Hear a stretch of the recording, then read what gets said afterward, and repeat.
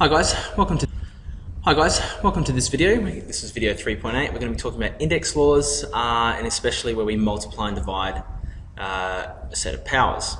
Okay, so when we deal with indices, there are a number of laws that we use to help us quickly carry out operations on numbers that have indices. So remember, with indices we have this idea of it's just some number, say 5 to the power of 3, remembering that that means the same thing as 5 times 5 times 5.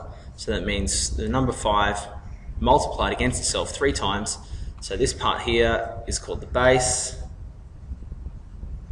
and this part up here is the power, or the index. It's probably the best way to talk about it. It can also be called the exponent. So a lot of different words for it, but you need to know this whole thing together is essentially called a power number, okay? But we also will be approaching it with algebra as well, and we're going to have, essentially this video is going to be a couple of examples, because it's not really a hard concept to get. There's only a few things you really need to worry about, but obviously when we've got it involving algebra, you'll have maybe x to the power of 4, is obviously x times x times x times x is the expanded form of it, and again this bottom part here is the base, and this top part up here is the power, or index. Index is probably a better way to sort of think about it. Now I'm just going to turn up the brightness on my screen. Can't see very much at all. There we go. Right, so our powers and our indexes. Okay, things to note. Essentially, these are sort of the rules that you need to worry about when we're doing these powers. So, first thing is obviously that a to some power n is a times itself an n number of times. So when we're dealing with algebra, the letter n is kind of reserved for a certain number of times, and you've got that idea of being multiplied. This infinite number usually is what the idea, you're trying to create a general case. Okay, and expressions with indices can be written in expanded form is the next thing we need to know about. So you need to remember that 4x cubed is the same thing as 4 times x times x times x. So that's multiplied against itself 3 times, hence the 3 in our index there. Okay? Right. When we are multiplying powers together with the same base, we use what we're going to call index law number 1. Okay? So index law number 1 states that if you are multiplying two numbers that have the same base, so if you look here, we have a to the power of m times a to the power of n. I'm going to just enlarge that for a sec.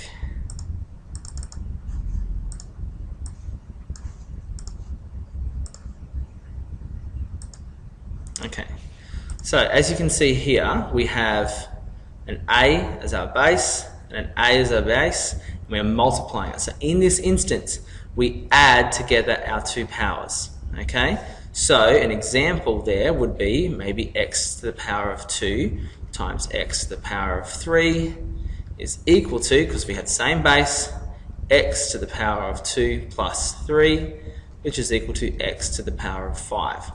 Okay, so that's essentially how we do it, because remember that x to the power of 2 times x to the power of 3 is the same thing as x times x times x times x times x.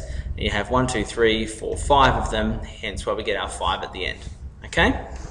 Right, when we're dividing powers with the same base, we use something called index law 2. Okay? So index law 2, very similar to the first one, is that when we have two numbers that are being divided that still, again, have the same base. So this is a to the power of m divided by a to the power of n. So this only works when it's numbers that have the same base, okay? Is the same as, obviously, a to the m over a to the n that is supposed to be down there. Let me just fix that. A to the power of n.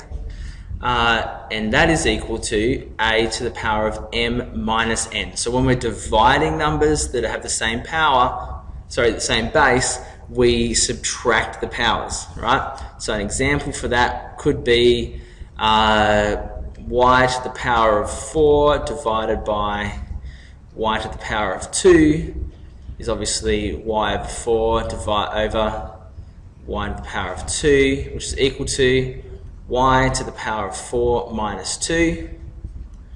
4 minus 2 is 2, y to the power of 2. Okay, now that's about as deep as we're going with this sort of stuff as far as this this unit of work is concerned for you guys. So as long as you can get those two concepts we just covered there, that if they're same base and multiplied, you add the powers, same base divided, you subtract the powers. Okay, right. Importantly, this is a mega thing you need to remember, is that these index laws only work with powers that have the same base. Okay, don't do it if they don't have the same base. Have to have the same base. Right, some worked examples. Essentially, you may be asked to simplify expressions that look like this. So, we have x to the power of 3 times x to the power of 5. So I'm going to rewrite that for myself. X to the power of 3 times x to the power of 5. Right, because I have the same base here, I'm just going to say that. I have the same base. This means that I can just simply add my powers. So base stays the same, x to the power of 3 plus 5. So I end up with x to the power of 8. Okay, that's all you need to do for this one. Okay, right, next one. I have f squared times g to the power of 7 times f to the power of 3 plus f to the power of 6. Okay, this is deliberately a tricky example with a couple of things in there sort of thrown in to try and trip you up if you aren't paying attention to what's going on. So we've got a series of multiplications happening here. So I have f squared times g to the power of 7 times f cubed plus f to the power of 6.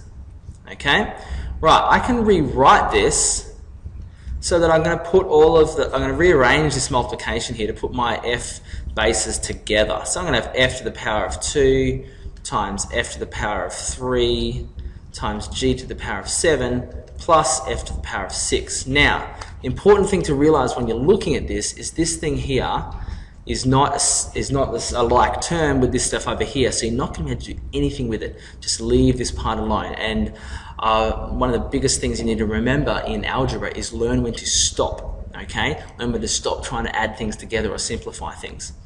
Okay, so in this term here we have two bases that are same, f squared and f to the power of 3. So f squared times f cubed is f to the power of 2 plus 3 times g to the power of 7 plus f to the power of 6.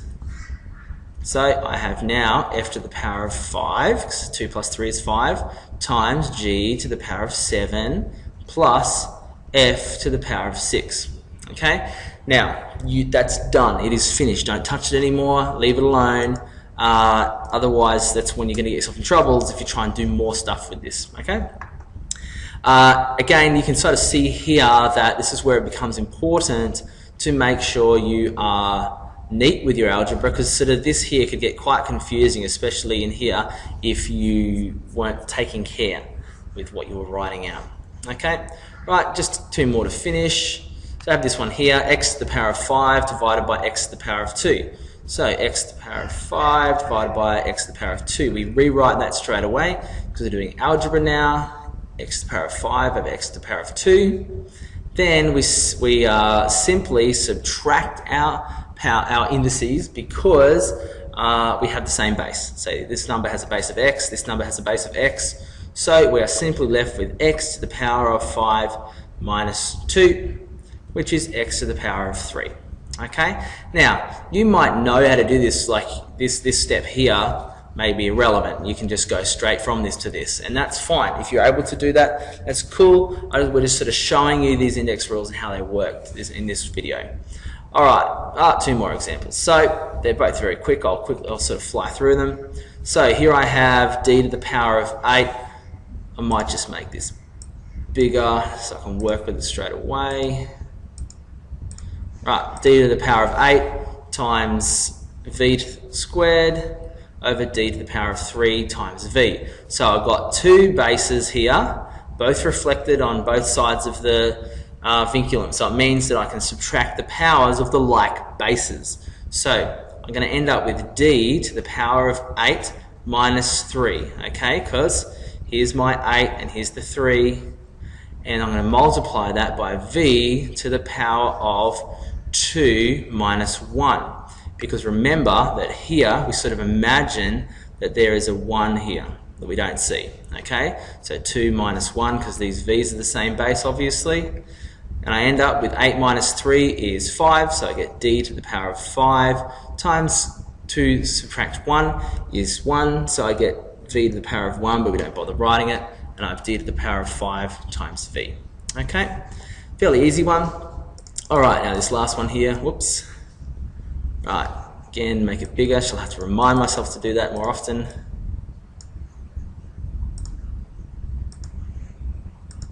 Okay, let's work with this one now. So, z cubed times z to the power of 4 divided by z squared. So when we've got one like this, where it hasn't been written yet into a fraction, there's a couple of ways we can go about it. So I'll just show you probably the way that is easiest, I guess. Let's work on this part here first, and then we'll do this. So z to the power of 3 times z to the power of 4. Both bases the same. Let's add the powers. Z to the power of 3 plus 4 divided by z to the power of 2. So 3 plus 4 is 7, so I have z to the power of 7 divided by z to the power of 2. 7 minus 2 is 5, so I have z to the power of 5 to finish with. Okay, so fairly easy ideas communicated in this video. Essentially, it's again one of those things that it's a tool that you'll use as you do algebra rather than it being something necessarily in and of itself you have to worry about. Okay, so I hope you enjoyed the video. Please come to class with any questions, write them down so you can ask or show me during the lesson.